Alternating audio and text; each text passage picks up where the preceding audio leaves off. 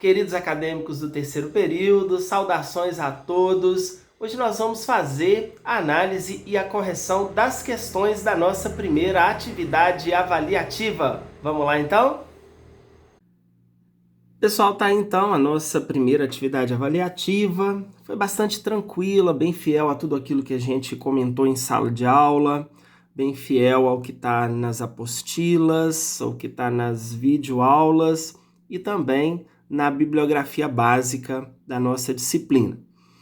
A primeira questão, ela traz uma notícia publicada no site do Tribunal de Justiça de Minas Gerais no dia 17/4/2020, que, em síntese, informa sobre decisão judicial que permite a entrada de veículos de transporte público em Belo Horizonte nesse período de pandemia do coronavírus. Aí vem a notícia: Justiça libera entrada de ônibus na capital mineira.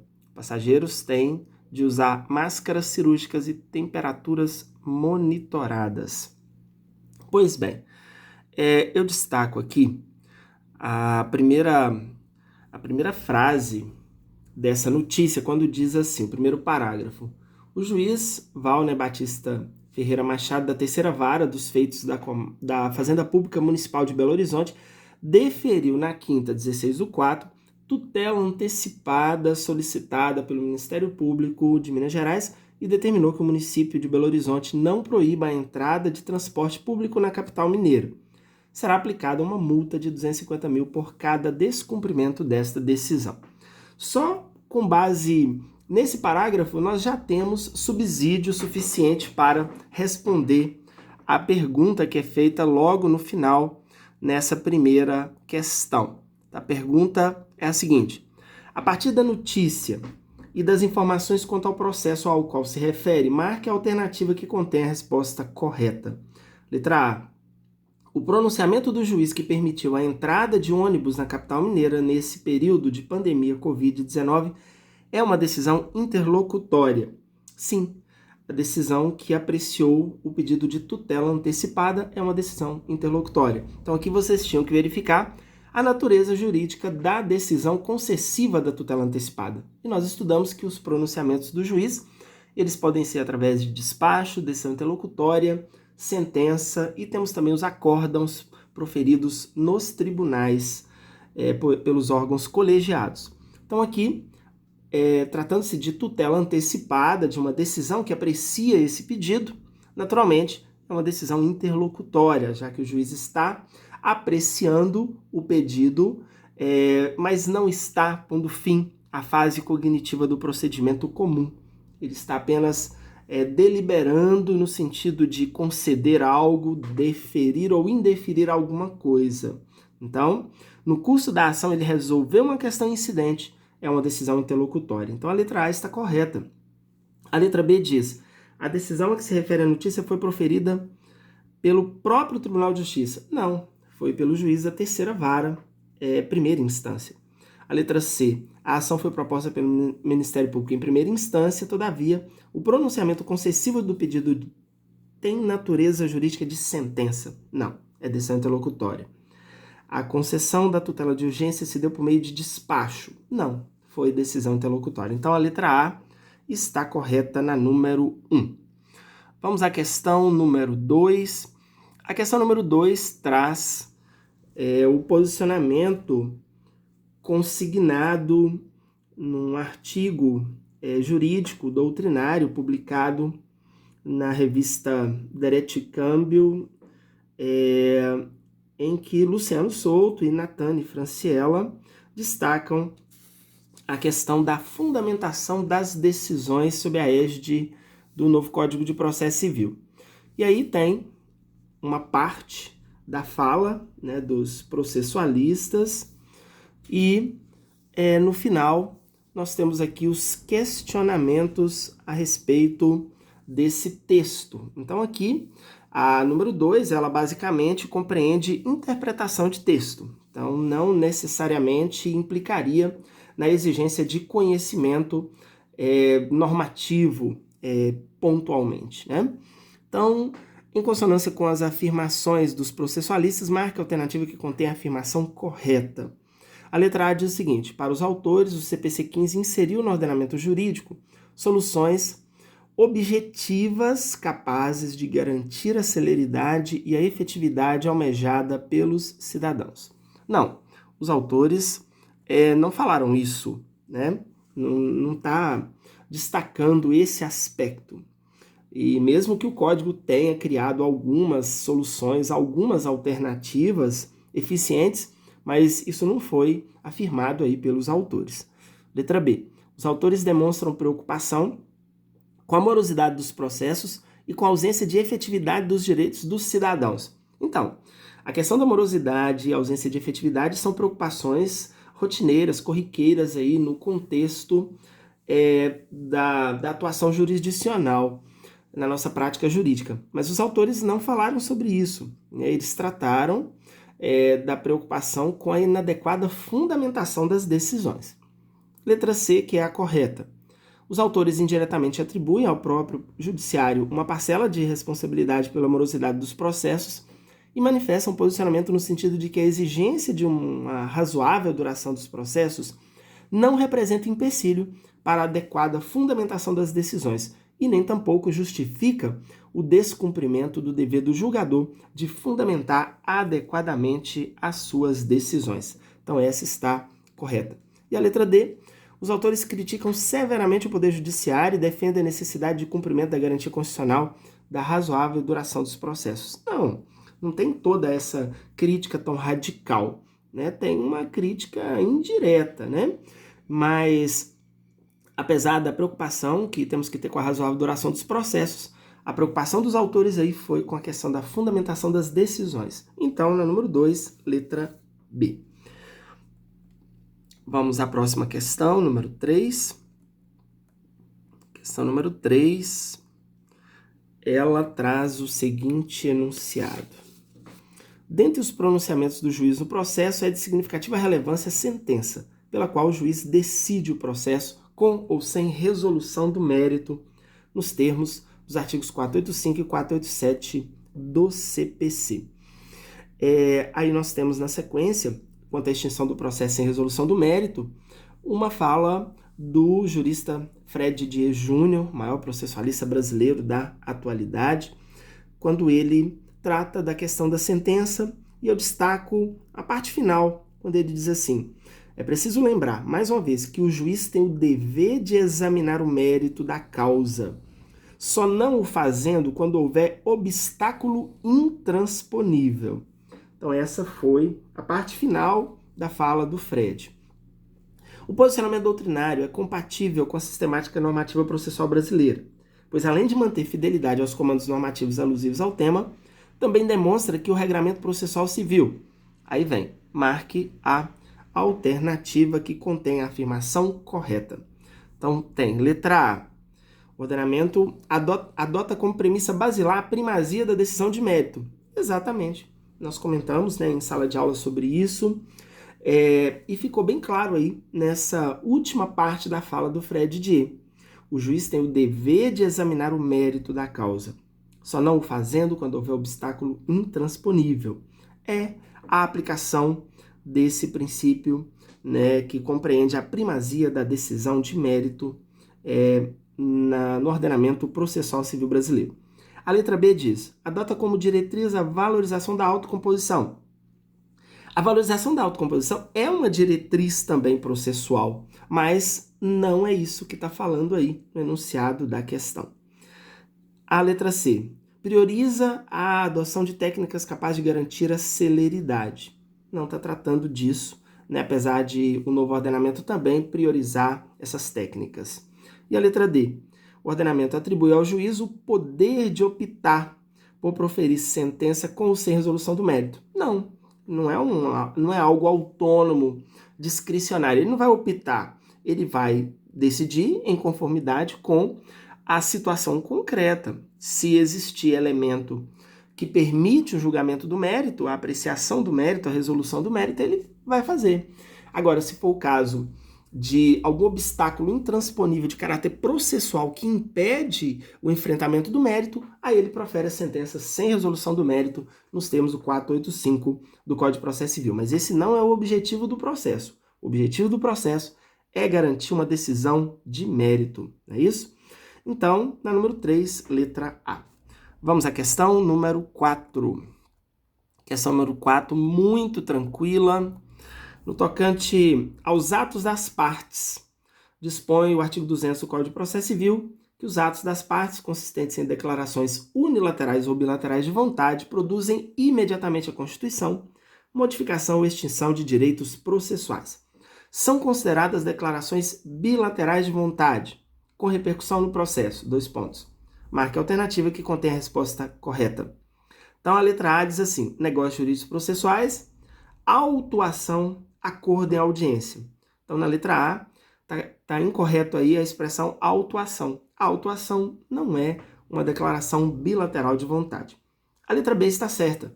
Termo de acordo extrajudicial, convenção sobre prazos, que também tem esse caráter bilateral, e negócios jurídicos processuais, a gente estudou o artigo 190, são aquelas convenções bilaterais.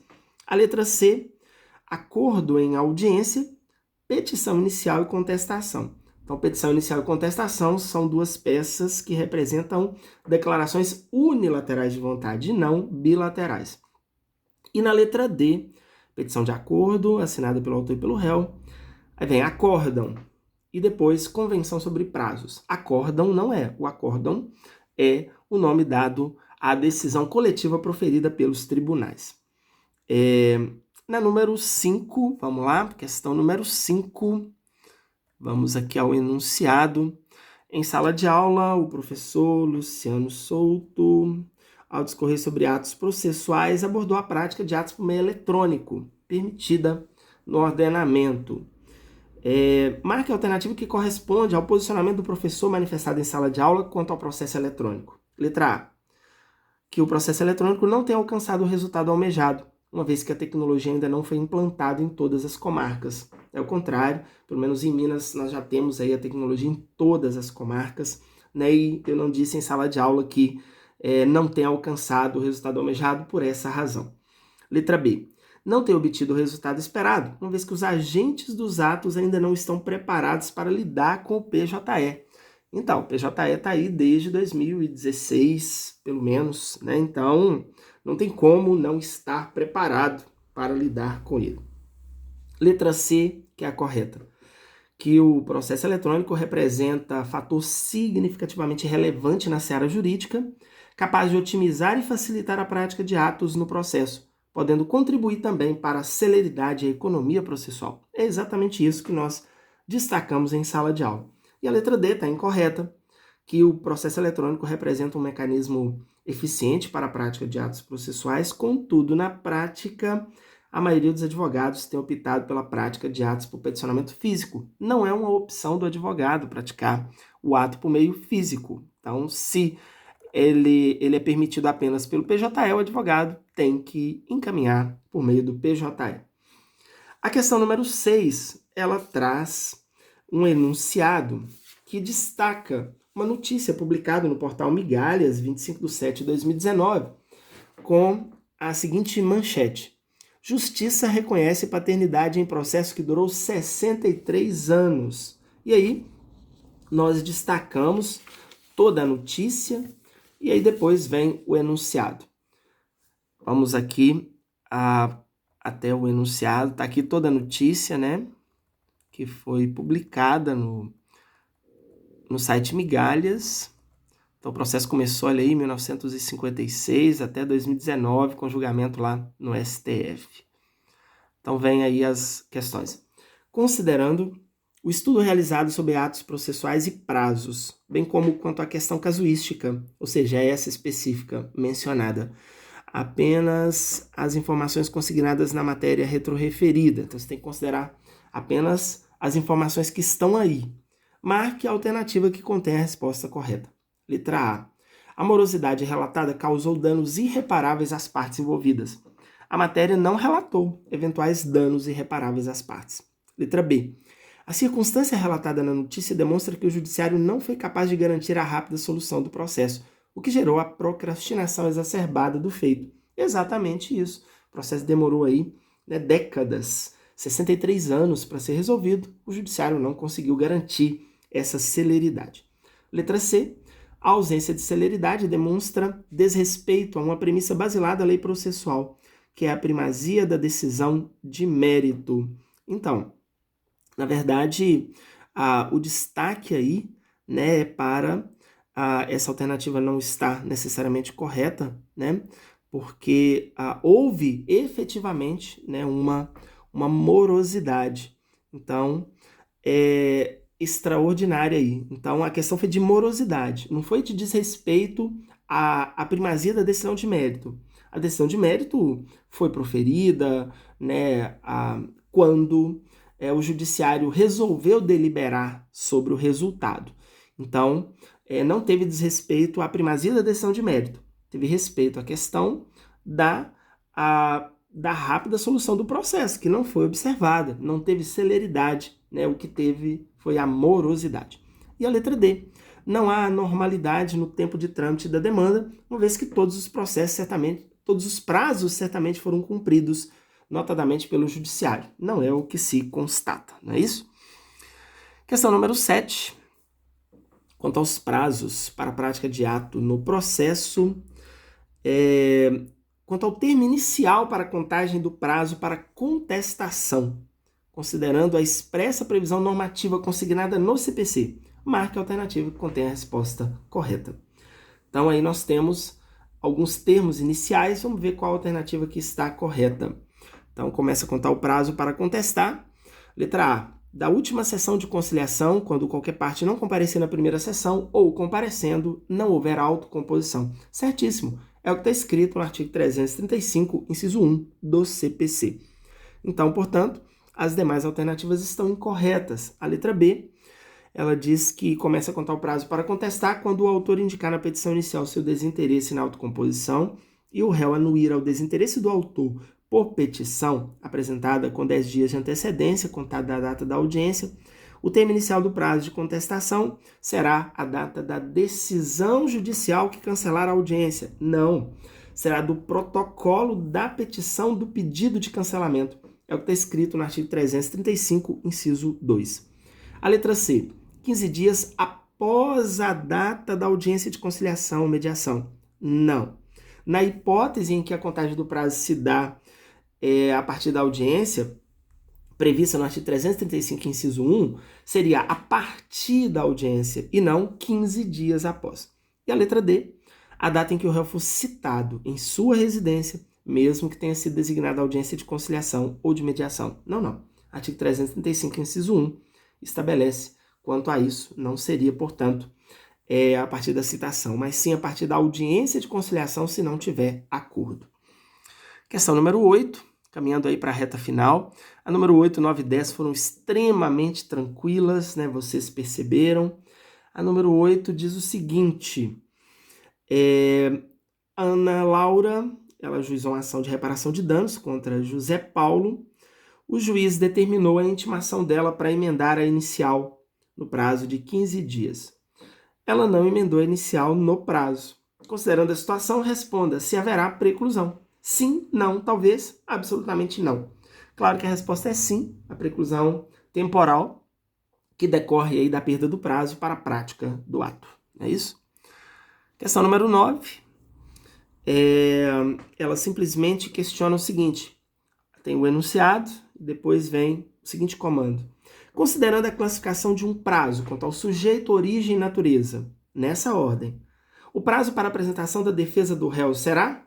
Então, considere aí o prazo de 15 dias para o réu apresentar a defesa. Como que a gente classifica esse prazo? Levando em consideração sujeito, origem e natureza. Quanto ao sujeito, o prazo ele pode ser próprio ou impróprio, né? Nós estudamos. Quanto à origem, ele pode ser legal ou judicial. E quanto à natureza, ele pode ser peremptório ou dilatório. Então, o prazo de 15 dias para o réu apresentar contestação seria o quê? Letra D, próprio, legal e peremptório. Então, quanto ao sujeito, ele é próprio. Quanto à origem, ele é legal, porque está previsto em lei. E quanto à natureza, ele é peremptório. Ok? E a última questão, número 10, ela traz o seguinte. Conforme exposto pelo professor Luciano Souto, o ajuizamento de qualquer nova demanda na Justiça Comum estadual será feito por meio de protocolo eletrônico, físico ou eletrônico, a critério do autor. Letra C, físico e eletrônico, simultaneamente. E letra D, físico.